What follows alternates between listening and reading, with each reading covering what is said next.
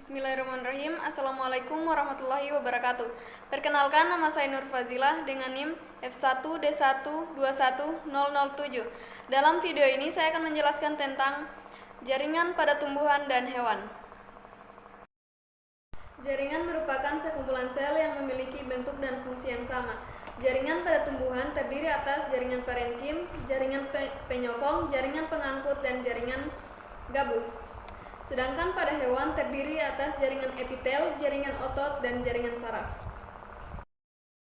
Jaringan parenkim disebut sebagai jaringan dasar karena merupakan jaringan penyusun sebagian besar organ tumbuhan. Jaringan parenkim berfungsi sebagai tempat berlangsungnya aktivitas penting seperti fotosintesis, respirasi, penimbunan cadangan makanan, sekresi, dan ekresi. Jaringan parenkim dapat ditemukan pada akar, batang, daun, hingga xilem dan floem. Jaringan penyokong merupakan jaringan tumbuhan yang berfungsi untuk menunjang agar tanaman dapat berdiri dengan kokoh dan kuat.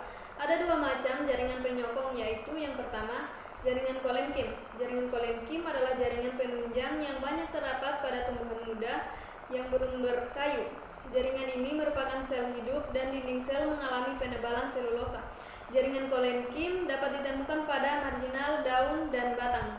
Yang kedua, jaringan sklerenkim merupakan jaringan penguat yang sel-selnya mengalami penebalan sekunder dengan lignin atau zat kayu yang merupakan sel mati.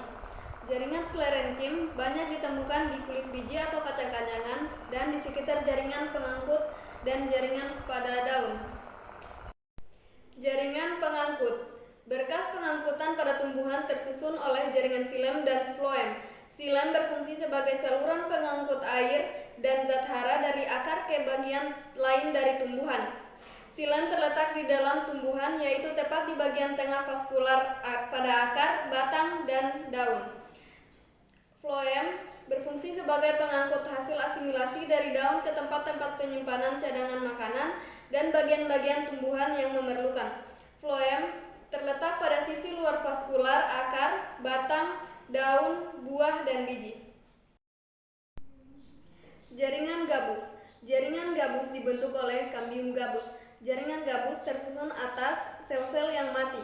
Pada bagian yang tidak terlindungi oleh suberin, terdapat lentisel yang berfungsi sebagai tempat pertukaran gas.